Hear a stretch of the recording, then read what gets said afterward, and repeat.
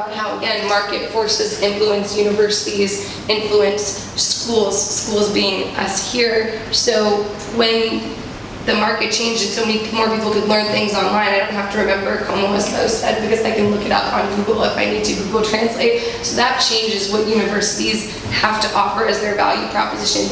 Those market forces, technology, prices, demands change what universities are doing, and then they have to change what schools are doing. But unfortunately, these guys change first, it trickles down to them. By the time it gets down to secondary schools, we're often quite behind. And so what we're talking about is how to stay on trend or ahead of trend with what's happening in universities and the job market.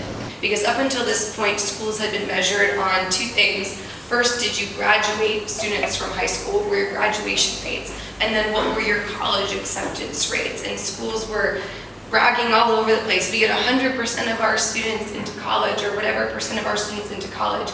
And this is when they started asking questions about 10 years ago around, well, how are they doing once they get there? So persistence is the percentage of students who return to any college for a second year. So even if you've transferred schools, it's fine, but are you staying? Because that freshman year, post-freshman year is when the biggest dropout rates happen for university.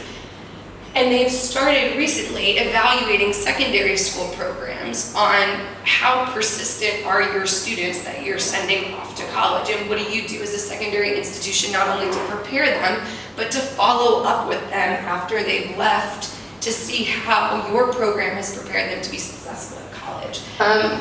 Change is hard. There have always been reasons why moving on to college is difficult. You're living independently, maybe for the first time. Increased temptations, peer pressure, because when students are living in dorms, right, that peer pressure is amplified. One of the predictors of success for university students is who asks for help, who goes and seeks out the student centers, the office hours, all these things. But in high school, most of the time, these resources are pushed right in front of students, so they don't develop any ability to go and find them if they need them, or they feel self-conscious about asking for them. So most universities have copious resources for students who are struggling academically or at a social emotional level, but no one knows how to get them. So that's a huge one for why college has always been challenging. When I was working with undergrads at Harvard, I remember thinking, man, their experience here is very different than mine was when I was their age. Some of their classes have become a lot more collaborative, a lot more sort of intent on getting students out and working with real life or co-op or job experiences. They don't have access to teachers unless they go and seek them out. When I was speaking to some of these students about who were in their senior year about what have you been doing while you're in college, there was a lot less, oh, I came to college and I floated around from major to major. The ones who had jobs already were saying things like, I came in and I thought I wanted to do this, but I quickly pivoted to that, and I've been building this business on the side, and I've been doing this other research independently.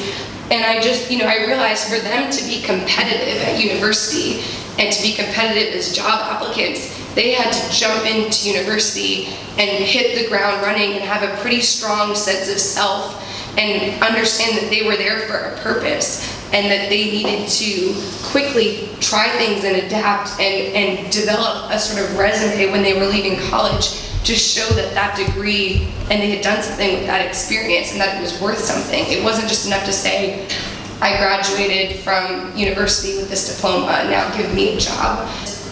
Schools, secondary schools, don't really train people in how to hustle a lot of the time. They train people in how to take tests, they train people in how to regurgitate information, they train people in how to be compliant, they train people in how to say the right things or write the correct things in an essay that are going to get you what they want, but they don't necessarily, high school programs are not set up usually to teach people networking skills, collaboration skills, how to develop a personal narrative around what you want. So hopefully after leaving this and other events in our series, you will preoccupy yourself with these questions of how do the secondary school programs that I'm in now or I'm looking to be in if my students are younger measure up? Do they help my students develop the kind of narrative that's going to allow them to go to university and actually leverage that environment towards their future successes? Do they know how to manage their own academic program? Do they understand how to build relationships, or are they, as they're fondly known by university professors, sometimes grade grubbers, right? Do they just focus so hard on whether or not they got that A versus the A minus, because that's what they were trained to do in high school, right? Every GPA point counts. But if you irritated that professor in the meantime, they're not likely to write you a really good graduate school reference. So these are some soft skills that are really important. And again, is your high school program training you to do them? Because college is not going to train you to do them. It's going to expect it of you. Do they have good mentors in high school who might actually stay in contact with them and help them and talk to them when the schooling environment at college is freaking them out and they don't want to call home and let mom and dad know? Are they being developed as leaders or as followers?